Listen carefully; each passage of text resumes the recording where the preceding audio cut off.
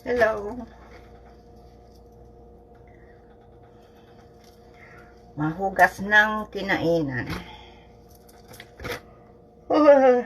Excuse me. Antok na ako. Kailangan na hugasan ko itong mga kinainan.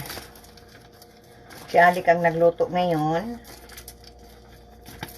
Yan. Siya yung nag-bake ng chicken. Yan ang paboritong pagkain dito ay manok. Okay, may kwento. Wala akong kausap dito. Ako lang. Kaya may sabihin lang ako. Nanood ako ng TikTok. May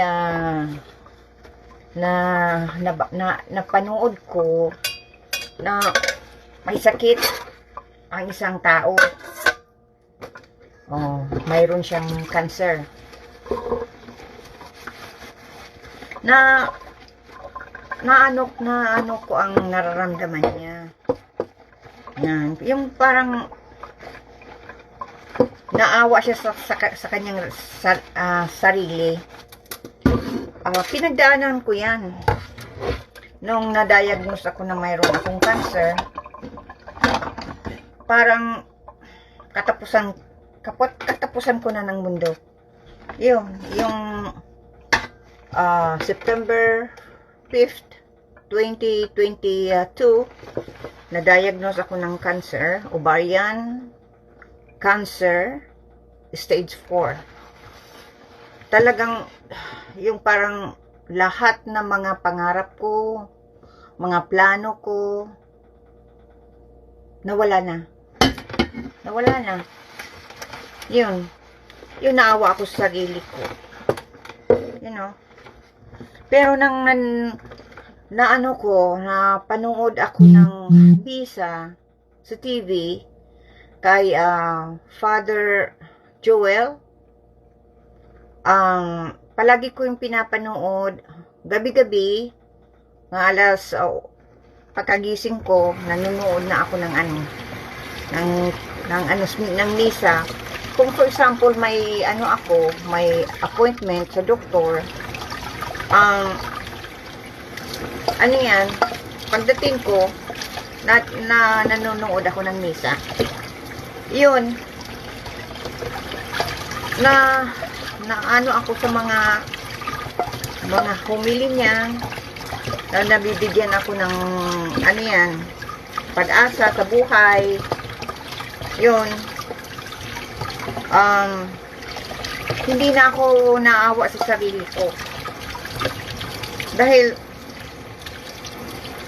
yun nga, nabigyan ako ng pag-asa ni Father Joel. Palagi ko yung panunood sa TV. Yun palagi ako nanonood nagpe-pray na kung talagang kukunin na ako, handa na ako. Kasi lahat naman tayo, sabi ni Father Joel, lahat tayo mamamatay. Una-una lang. Kaya bakit ako bakit ako ma-depressed? Kung iyon na talaga ang yun na lang talaga ang yung kapalaran ko, diba? Kung iyon na talaga ang oras ko na kukunin ako ng Panginoon ang Hesus Kristo. Kaya wala tayong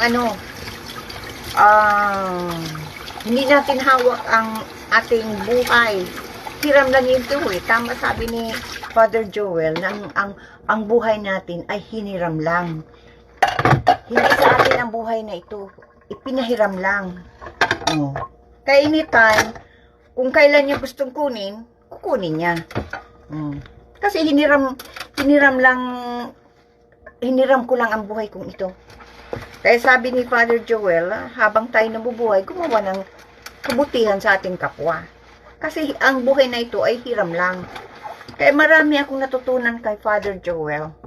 Kaya doon sa mga nade-depress, na may sakit, na ang ano nila, nakatapusan na ng buhay nila, huwag kayo mawala ng pag-asa.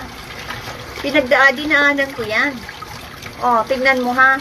Sasabi ko sa inyo, inoperehan ako sa tiyan. O, sunod, kinoperahan ako sa ano, sa ulo. O, may tumor ako sa ulo na 6 inches. Kaya palaging sumasakit ang ulo ko. Oh, nahimatay na nga ako. Natumba ako doon sa ano, sa poste ng ilaw. Oh, itong mabuti nga talagang blessing. Hindi tumama sa mata ko, hindi sa ilong ko, o dito yung corner ng ano, ng simento na ano ng poste, yung hurmaha, yung na ano ng yung na aanuhan diyan, oh, na ganyan. Oh. Ano yun eh, ganyan o kanto. Oh. Oh. Nagdugo to, talagang sobrang dugo ko. Dugo ng ano, bibig ko. Grabe talaga. Pero hindi ako nagpunta sa doktor kasi ma-file ako ng tax. Akala ko nga ito, nakatama itong ngipin ko. Ito. Akala ko nga tanggal. Pero sabi ng dentista, anytime, someday, pag maano na ako, sobra ko ng tanda, syempre matatanggal ang ngipin ko. Kasi habang tayo nagkakaedad, habang tayo tumatanda, syempre iba na ang ano ng ating katawan, iba na. Kaya yun, blessing, kahit paano na ano yung ngipin ko, nakatama doon sa kanto ng ano ng poste, ng semento. Sobrang dugo to, dumunugo. Isang buwan bago na ano ang ngipin ko. Yung magpa-dentista ako, nakita yung ano ko, tunggan. Kaya kaya pala ako nahimatay dahil nga na may tumor ang aking ulo. Nahimatay ako sa banyo. Nang nagising ako, akala ko naginip ako. Hindi ko naalala na nakarating ako sa banyo. Kaya yung may doctor appointment ako, sinabi ko sa doktor ko na masakit ang side ko. Nagtiningnan, ay may marami akong bruise dito sa side. Kaya sabi ko sa doktor, ay totoo pala, akala ko naginip lang ako. Yun nga yung inoperahan ako. Tapos more than 5 hours yung operasyon sa ulo ko. Ano yan? Excuse me. Nagbleeding ang ulo ko. Ang utak ko nagbleeding. Mabuti nga at nahinto. Blessing talaga. Talaga kung hindi naghinto yung bleeding ng utak ko, wala na ako. Hindi naman ako mag-aalam na wala na ako kasi nung pinatulog ako. Kaya kung talagang yun ang katapusan ko, yun na talaga. Wala na. Hindi ako nag-aalam na wala na ako. Yun lang ang side effects. Marami akong nakalimutan.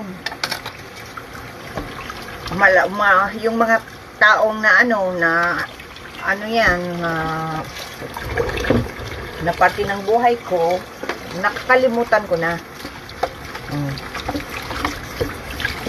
Hindi ko naalala ang iba. Kaya, yan?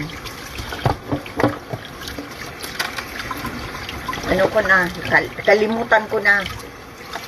Hindi ko na sila kilala. Siguro, dahil sa ano yan sa ulo ko, malaki, 6 inches. Ang ground ng ano ko dito, dito sa side na ito. Tapos, yun, ang pagsalita ko minsan, iniisip ko muna kung anong sasabihin ko kasi minsan nakalimutan ko. Hindi na tulad ng ng dati. Kaya, at ang pagbasa ko, para akong grade 1. Yun ang ako, naoperahan sa ulo. Oh. Pero hindi ako naawas sa sarili ko. Kaya huwag kayong maawas sa sarili nyo. Kasi, grabe ang pinagdaanan ko. Pero tingnan mo, naguhugas pa ako. Hanggang kaya ko. Huwag kayong maawas sa sarili nyo. Kasi, habang kayo naawas sa sarili nyo, lalong tinatanggap nyo na hanggang dyan na lang. May nagsabi nga sa akin, ay, tanggapin mo na kung yan na talagang kapalaran mo. kaysa, bigyan ako ng moral support. Yan ang sinabi sa akin, na tanggapin ko na, yun na talagang, ang kapalaran ko, na namamatay ako. Lahat naman tayo mamamatay, una-una lang. Una-una lang. Kaya, huwag tayong ay, mamamatay na yan. Mamamatay na yan si Dubi kasi may sakit na. Oh, lahat naman tayo mamamatay. Oh, habang kayo buhay, i-enjoy nyo ang buhay nyo. Huwag gumawa ng kasamaan sa kapwa. Kasi ang buhay na ito ay hiram lang. Hindi natin ito sarili. Tama yung sabi ni Father Joel. Hindi natin ito sarili. Kaya gumawa tayo ng kabutihan sa ating kapwa. Kasi, pag time na talagang mawala ng isang tao, yung mga kasamaan niyan, ibabalik yan sa kanya. Kaya, habang tayo buhay, gumawa ng kabutihan. Hindi tayo pwedeng